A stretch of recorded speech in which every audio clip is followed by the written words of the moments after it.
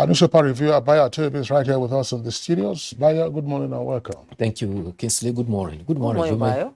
Good morning, Nigeria. I hope you had a pleasant weekend. Yes, very restful one. All right. And the rains yesterday afternoon. Within an hour, I was able to get petrol yesterday. Where? It's a miracle. Where was that? In the Lube area. The queue was not long.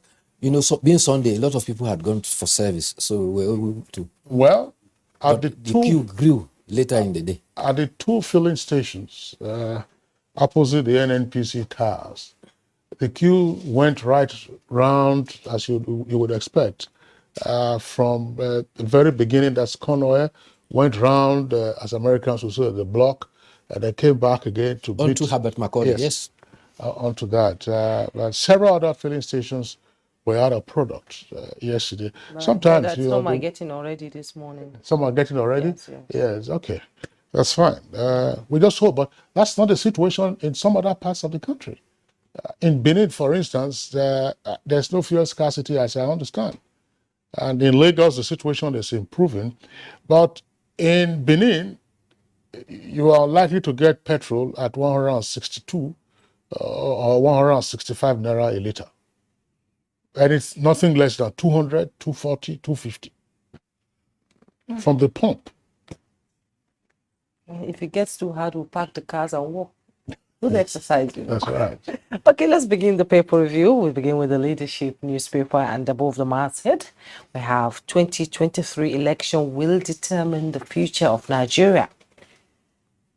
You find that on page 6. President Muhammadu Buhari condemns violence in Southeast. Still, we find it on page 6. Below the masthead, we have COVID-19 interventions. CBN extends 5% interest by 1 year. COVID-19 interventions. CBN extends 5% interest by 1 year. Convention. APC postpones screening of aspirants over poor preparation. Convention. APC postpones screening of aspirants over poor preparation. You find that on page 7. 2023 presidency amid southern agitation, Tambuwal Mohammed Saraki opt for consensus with riders to make position known soon. Atiku declares on Wednesday. You find the details on page 4. DMO speaks on Nigeria's public debt on page 14. Goje, Gombe APC trade words over reconciliation process. You find that on page 6. Borno student with slit throat for 10 million surgery abroad. Borno student with slit throat for 10 million naira surgery abroad. You find details on page 11. And the picture story you see there, FCT Minister Mohammed Musa Bello, middle, with students of Government Secondary School Gwagwalada and Government Science and Technical College Area 3 Garki Abuja, following their success at the 2022 Technology and Innovation Expo. With them is the Director, Department of Science and Technology, FCTA Kola Olabashola, left in Abuja at the weekend. Kinsley. Thank you very much, Jumai. Let's take a look very quickly at the Punch and then pick out a couple of headlines also from the Nation newspaper. The Punch, above the name flag, Genco's counter NBET over purchase agreements lists 1.64 trillion naira debts. Federal government incurs fresh 950 billion naira domestic borrowing in Q1 2022. That's attributed to the Debt Management Office. APC convention, Southwest governors reject Buhari's allies as secretary and vice chair. Malami Oke's seizure of Kyari and accomplices' property and accounts. And over 70% of drugs dispensed in Nigeria are substandard. That's according to the Primary Healthcare Development Agency. Now, Buhari aloof, away while Nigeria bonds and economy crashing. That's a claim by the PDP. Details on page 42. Saraki Tambuwal meet plan North consensus candidate to lobby Atiku. Otom, Fayoshe, and others head PDP presidential zoning committees. Zone presidency to South, Bodejo tells PDP. APC collapsing That's according to aspirants. 60 children infected as measles hits Benue displaced persons camp. And then Obiano's water drinking video, EFCC on a witch hunt, alleges Abga. And very quickly, from the Nation newspaper, unions to cripple varsities. NAT, that is NAAT, begins strike. That's the National Association of Academic Technologists. SANU and NASU warming up, all concerned about the 2009 agreement. Buhari, that's the kicker. Federal government reviewing Southeast security. Biozo's house attack fled. FCT to crush 1,500 impounded motorcycles. 70 Gombe PDP members defect to APC. APC convention, that's the kicker. Southwest picks Kekemeke and Omishore. Aspirants screening failed to hold yesterday. Senators split on Musa, Adamu, and Amakura. Banditry has created 700,000 IDPs in Zamfara, says Matawale. And then you have also the story I read earlier from the Punch newspaper about the meeting of Tambuwal, Saraki, and others. And so that's the headline. Those are the headlines that we're taking right now. Bio, quickly, Let's quickly look at the situation. Queues are reported to be persisting for petrol at filling stations. The Punch reports that these queues by motorists refuse to clear away at Abuja and many northern states, despite supply of petrol by NNPC to the tune of 1.824 liters. It may be recalled that about 100 million liters of petrol was said to be laden with methanol and had to be withdrawn from distribution system. But NNPC Limited says between February 14th and March 13th, it has released 1.824 billion liters of petrol in the system to keep the country wet. But sadly, the country still remains dry. Street hawkers now, a common sight on Abuja streets, sell a jerry can of petrol far above the approved pump price.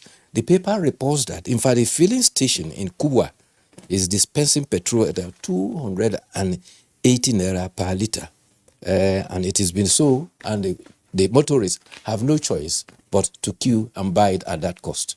One begins to wonder what is happening since the dissolution of a Department of Petroleum Resources. Who now takes up the responsibility to inspect and enforce regulation as provided for by the former PPPPRA? That's the authority. The two bodies that the PIA created to regulate the industry. In plain language, you have the commission. The commission deals with upstream matters. And then you have the authority. The authority deals with midstream and downstream. That's to say, Nigerian midstream and downstream regulatory, petroleum regulatory authority. NIDIMPRA, if you like, for short. That is the regulatory agency. And they had issued a statement when the whole issue of the off-spec petrol came out. But, well, what's happening just with the scarcity, particularly in the Federal Capital Territory? Nobody knows. And as you were saying a while ago, those who are hawking, it's 10 liters, 4,005. You haggle with them, they say 4,000. I haven't bought, but I've interrogated, rather interacted with them and say that, oh God, that's the price. Well, over the weekend, the Federal High Court in Umuahia, Abia State, ruled that the Section 84. All right, Bayo, if you don't mind, let me just jump in there. That's our topic for conversation this morning. That's right. So that I don't preempt it. All right. Let's go to other stories. Yes, thank you. Yes. Gunmen suspected to be members of the outlawed separatist group IPOB have gone on a rampage in Imo State specifically, and President Muhammadu Buhari has expressed concern about this. They bombed Umuguma Divisional Police Station, Owerri, killing 2 officers. On Saturday, they are alleged to have razed the country home of Professor George Obiozor, the president of the Ohaneze Ndigbo. However, luck ran out on them when they attempted to attack another police station at Omuma on early Sunday morning. They were overrun by the police and the Nigerian police give indication that they had neutralized about 4 suspected members of the IPOB group in that attack. Several armaments and amulets were seized from them.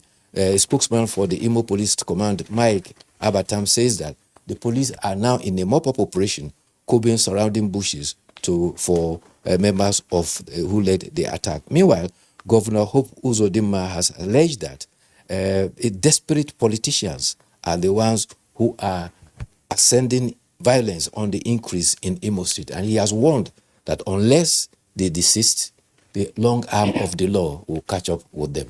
Bayo, and Juma, it's so unfortunate what has lingered in the southeast. If you recall, late last year, we also had a spate of arson attacks on the properties of some Igbo citizens in the southeast.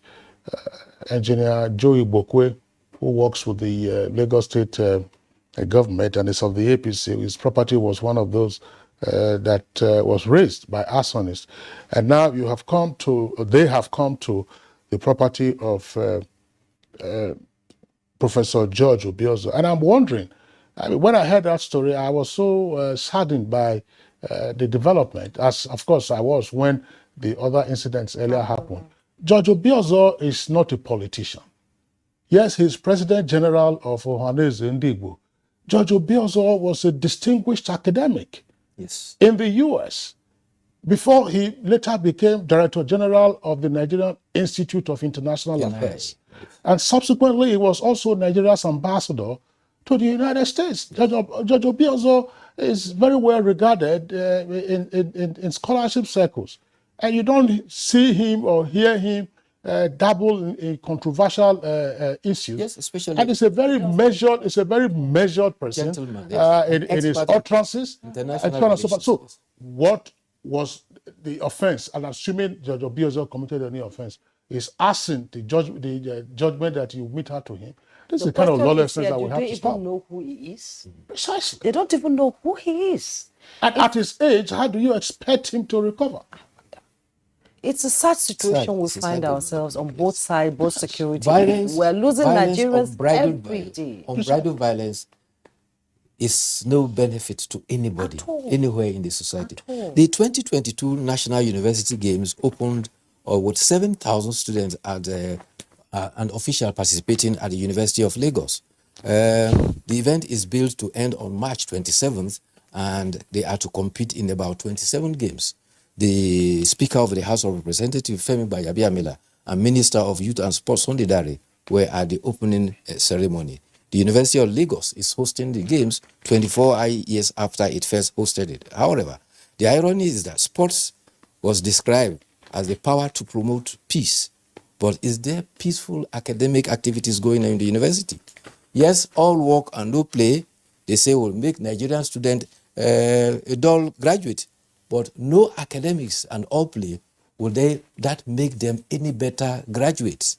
The ASU, Academic Staff Union, closed down university for 9 months last year. They resumed barely 3 months after. They are now in another 6 weeks of strike. Yet Nigerian University, Nigerian University students gathered at UNOGA with officials, most of them ASU officials, to play. It's ironical. What is the concern about National Association of Nigerian Students, who declared their vehement opposition about the persistence of the strike going on? How are you sure they are all students? What pertinent question you have raised there, Bayo. These are the dissonances that we find in our system. As you have heard, SANU and NASU are also warming up. ASU went on strike, first morning strike 1 month, extended by 2 months. That will be 3 months. That's virtually a semester that is lost already. And how do you account for this? We have raised the issue on Good Morning Nigeria on a number of occasions, and my views on this are very well known. There's the government itself has to find a solution to the ASU question, but the government also has to consider very seriously, because at the root of the persistent strike and non-compliance or implementation of compliance with or implementation of the 2000 agreement is funding. Funding. And I've given an example on Good Morning Nigeria. Say, look, state universities, they charge fees, don't they? And if you are in a federal university as a distant learner, you pay fees. If you are a PG student, you pay fees. How much do students now in federal universities pay as accommodation fee? And yet you want a 5-star treatment in those hostels? I also raised the issue. Kieran and I were on set that day, and we said, look, let us assume you have 1 million Nigerian students in federal universities, and you charge 100,000 naira for tuition per session, which means you pay 50,000 per semester. Check out how much that will give the government. That should be about 100 billion naira. 100 billion. And then the other ridiculous fees that students pay, 250 naira, 1,200 naira. For hostel accommodation, you expect water, you expect light. Go to the shanties anywhere around this country and tell me where you will get accommodation for 5,000 naira per annum. And I know that the argument comes up and the people will tell you, oh, people cannot pay. Look, for you to go to school, you as a student will make sacrifices. Your parents or your sponsors will also need to make some sacrifice, to enable you. You deny yourself of things. If you check out how much we all spend on data, I just spending on data. Calculate it. I can check how much we also spend on Ashwebi. Weekend Ashwebi. At ceremonies. I'm using that as an example to illustrate what we spend. So if you know that your child is in school after 4 years or 5 years or 6 years, and that child, of course, will become a breadwinner, you restrain yourself from some of those irrelevant expenses. But it is not, I don't know, because we cannot continue this way. And the federal government ought now to begin to reckon that. And once you charge fees, you give students also a voice in the governance of their institutions, where lecturers don't come, some of them don't come to class, some of them are busy, parading themselves in other institutions and so on and so forth. You have to have a voice and say, if a class is scheduled for 8 a.m., if the lecturer is not there, then the students should have a monitoring system of reporting, and then ensure that that lecturer, if he persists with that behavior, is sanctioned. Now it is the lecturer. The lecturer will schedule a lecture. If he has a lecture, maybe classes twice in a week, he will say everybody come on Saturday. Yes. So you will spend the whole of Saturday in the lecture hall. In the lecture hall. And it's because probably he's a guest lecturer at 2, 3, or 4 other universities. And they were talking about UTAS. NIDA, when they briefed the State House Press call, indicated that there were problems with UTAS. ASU came out to say, no, it's being fixed, that's why. But NIDA says that there are issues with that. Fix it. Yes, but before we go, let's talk about these Borno students briefly with the slit throat, going for 10 million naira surgery. What happened to the student that slit his throat? We've not heard anything about that. Well, I think the police are looking for him, and the earlier they get him, the better. That's when we will get the details about it. But for now, it's gratifying that at least help is coming to the poor boy, and he will get a quick attention, because slit to the throat is as close to death as anybody can imagine. He's lucky to have survived. That's right. I'm just, sometimes you ask yourself about law enforcement. Maybe he's been taken in, maybe he's been charged, and so on and so forth. Committed the crime has parents, he has relatives. Yeah, where are the stories? Don't know where they are. Why are they not sponsoring the treatment? Why are they waiting for government to do that for them? Well, it's cost. You don't know how deep their pockets are, Juman. So you sad. Don't know. Well, I'm sure we're all familiar with the slapping incident at Oka.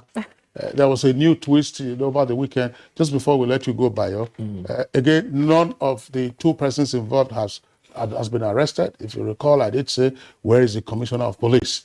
To charge them for Alfred. None. Now, Bianca was said to have granted an interview in which she claimed that the former governor's wife, when she approached her, was reeking of whiskey. It was specific. She said whiskey. And that also, in my opinion, raised some other concerns. You must also be an expert as the saying goes, it takes the deep to speak to the deep to ascertain the breadth from the breadth of a person who has either taken alcohol, cognac, champagne, palm wine, ogogoro, or otherwise. Bye, Ateli. Yes, See you ma'am. tomorrow. Thank you very much. Thank you so All much. right. It's Good Morning Nigeria, live on the network service of the Nigerian Television Authority. We're taking a short break now. When we return, we'll take our conversation on the court judgment on Section 84, subsection 12 of the Electoral Act 2022.